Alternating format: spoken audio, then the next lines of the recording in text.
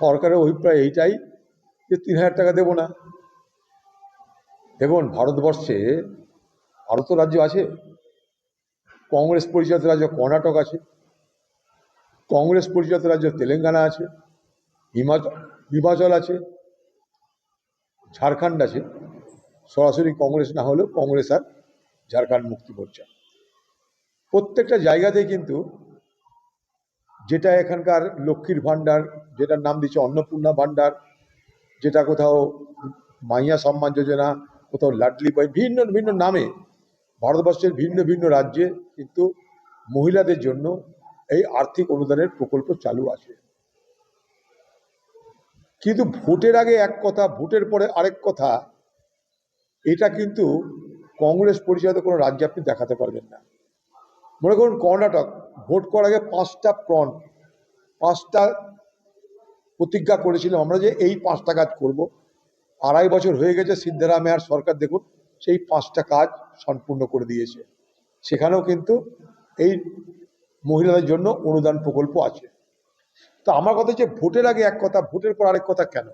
ভোটের আগে তো কেউ 12 পাতার দরখাস্তের কথা বলেনি, 12 পাতার ফর্মের কথা বলেনি।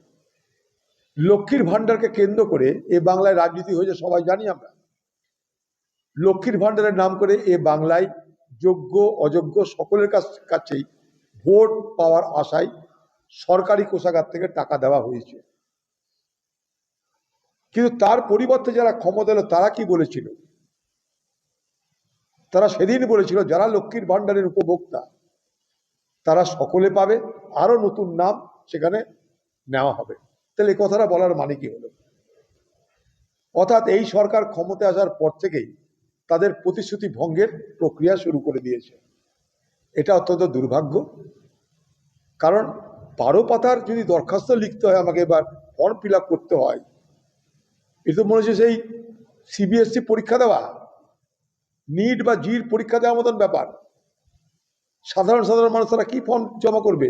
এগুলোর মধ্যে দিয়ে এই সরকারের আসল উদ্দেশ্য কি সেটা আমাদের আগামী দিনে খুঁজে বার করতে হবে। বাংলা জুড়ে ডামাডোল যেন না চলে, মা বোনদের যেন তাদের পাওনা দিয়ে দেওয়া হয়। তৃণমূল তখন ক্ষমতা থেকে সরে গেছে, তখন প্রায় 8 লক্ষ কোটি টাকার উপরে তারা ঋণের বোঝা চাপিয়ে গেছে, এইভাবে মানুষকে খাতিরদারি করতে করতে, এই দাও সেই দাও ওই দাও। ভোট খরিদ করতে গিয়ে পশ্চিমবঙ্গ সরকারের রাজকোষের উপরে 8 লক্ষ কোটি টাকারও বেশি ধারের বোঝা, ঋণের বোঝা। সেই বোঝা নিয়ে টলমলও তৃণমূল চলতে পারছিল না। কিন্তু আজ যারা ডবল ইঞ্জিন সরকারের কথা বলে ক্ষমতা এসেছে, কেন্দ্র আছে রাজ্য আছে, তারা তো অন্তত বলবে সত্য কথাটা যে হ্যাঁ এই ঋণের বোঝা সামলাতে পারছি না, তাই আমরা অন্নপূর্ণার ভাণ্ডারকে আমরা ছেটে দেওয়ার ব্যবস্থা করছি। বলুক, সত্যটা সত্য বলুক, এটা আমরা জানতে চাই। এইভাবে মানুষের মা বোনদের মধ্যে একটা আশঙ্কা আতঙ্কার বাতাবরণ তৈরি করার কোনো চেষ্টা সরকার যদি করে, আমরা নিশ্চয়ই তার বিরোধিতা করব। কারণ এটা দিয়ে মানুষের সংসার চলে। আজকে বাংলার মা বোনদের এটা দিয়ে একটা সংসার চলে, তাদের খরচা বহন করার সুযোগ পায় আর্থিক অনুদানের মধ্য দিয়ে। সারা ভারতবর্ষের সব রাজ্যেই প্রায় চালু আছে এগুলো। কংগ্রেস পরিচালিত প্রত্যেকটা রাজ্যে এই প্রকল্প দীর্ঘদিন ধরে চলছে এবং সাফল্যের সঙ্গে চলছে। আপনারা খোঁজ নিয়ে দেখুন। সেখানে কংগ্রেস কিন্তু এখানে যেমন লক্ষ্মীর ভাণ্ডারের নামে ভোট দাও, ভোট না দিলে লক্ষ্মীর ভাণ্ডার বন্ধ হয়ে যাবে, কংগ্রেস পরিচালিত রাজ্যে কিন্তু সেটা বলা হয়নি কোনোদিন। ভোটের সঙ্গে তারা কখনো সেটাকে সম্পর্কযুক্ত করেনি, আর মাথা বিকিয়ে খাতিরদারি করেনি। রাজ্যকে বন্ধক দিয়ে তারা কাউকে খাতিরদারি করেনি। রাজ্যে রোজগার বাড়িয়েছে, মানুষকে দিয়েছে। কংগ্রেস পরিচালিত রাজ্যগুলোর এটাই ফারাক, রোজগার বাড়িয়েছে, মা বোনদের দিয়েছে।